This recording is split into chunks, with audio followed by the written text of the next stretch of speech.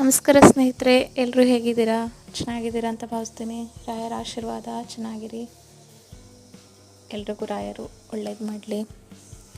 ಇವತ್ತು ಕಾರ್ತಿಕ ಸೋಮವಾರ, Monday mini blog. ಮನೆ ಮುಂದೆ ನೀರು ಹಾಕಿ ಹೊಸ್ತಲು ಪೂಜೆ ಮಾಡ್ತಾಯಿದ್ದೀನಿ. ಹೊಸ್ತಲಿಗೆ ಸ್ವಲ್ಪ ಅರಿಶಿಣದ ನೀರಿನಿಂದ ತೊಳ್ಕೊಬೇಕಾಗುತ್ತೆ. ಅರಿಶಿಣವನ್ನು ಹಚ್ಕೊಂಡು ಅನಂತರ ರಂಗೋಲಿ ಬಿಟ್ಕೊಂಡು ಅದಾದ ನಂತರ ಅರಿಶಿಣ ಕುಂಕುಮವನ್ನು ಹಚ್ಚಿ ಹೂವು ಇಟ್ಟು ಪೂಜೆ ಮಾಡಿಕೊಳ್ಬೇಕು. ಇವತ್ತು ವಿಶೇಷವಾಗಿ ಶಿವನ ಆರಾಧನೆ ಇರುತ್ತೆ. ಶಿವನಿಗೆ ದೀಪ ಹಚ್ಚಬೇಕಾಗಿತ್ತು. ವಿಶೇಷವಾಗಿ ದೀಪಾರಾಧನೆ ಮಾಡಬೇಕು ಅಂತ ಹೇಳಿದ್ರೆ ಬೆಲ್ಲದ ದೀಪಾರಾಧನೆ ಮಾಡಬೇಕು, ತುಂಬ ಒಳ್ಳೆಯದಾಗುತ್ತೆ. ಹಾಗೆ ಪಾರ್ವತಿ ದೇವಿ ಅಥವಾ ಕಾಳಿಕಾ ದೇವಿಗೆ ನಿಂಬೆಹಣ್ಣಿನ ದೀಪಾರಾಧನೆ ಮಾಡಿದ್ರೆ ತುಂಬ ಒಳ್ಳೆಯದಾಗುತ್ತೆ. 4 ಕಾರ್ತಿಕ ಸೋಮವಾರಗಳು ಬಂದಿದ್ದಾವೆ. ಅದರಲ್ಲಿ ಮೊದಲನೇ ಕಾರ್ತಿಕ ಸೋಮವಾರ ಇತ್ತು.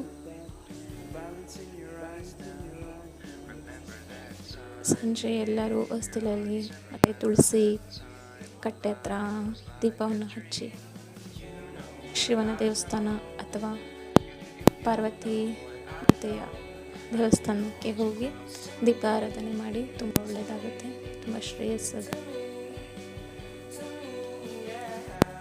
ಮೊದಲನೇ ಕಾರ್ತಿಕ ಸೋಮವಾರದ ಮಂಡೆಯ ಮಿನಿ ಬ್ಲಾಗ್ ಆಗಿರುತ್ತೆ. ಪ್ಲೀಸ್ ಫ್ರೆಂಡ್ಸ್, ಎಲ್ಲರೂ ಸಬ್ಸ್ಕ್ರೈಬ್ ಮಾಡಿ, ಎಲ್ಲರೂ ಸಪೋರ್ಟ್ ಮಾಡಿ.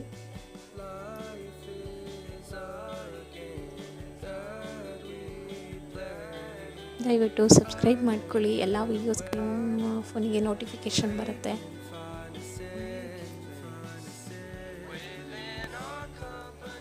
ನೋಡಿ, ಪುಟ್ಟದಾದ ರಂಗೋಲಿಯನ್ನು ಬಿಡ್ತಾ ಇದ್ದೀನಿ. ಹೇಗಿದೆ ಅಂತ ಕಮೆಂಟ್ ಮಾಡಿ. ತುಂಬ ಈಸಿ ಇದು. ಯಾರು ಬೇಕಾದರೂ ಇನ್ನೂ ರಂಗೋಲಿನೇ ಬರಲ್ಲ ಅಂತ ಹೇಳೋರು ಕೂಡ ಈ ರಂಗೋಲಿ ಈಸಿಯಾಗಿ ಬಿಡ್ಬೋದು. ತುಂಬ ಚೆನ್ನಾಗಿದೆ.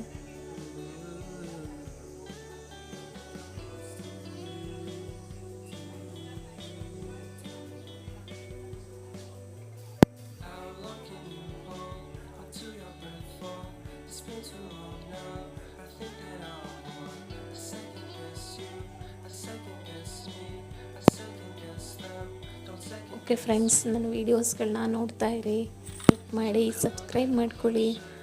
ಪ್ಲೀಸ್ ಫ್ರೆಂಡ್ಸ್, ಸಪೋರ್ಟ್ ಮಾಡಿ. ನನ್ನ ವೀಡಿಯೋಸ್ಗಳನ್ನ ನೋಡೋದಕ್ಕೆ ತುಂಬ ತುಂಬ ಧನ್ಯವಾದಗಳು.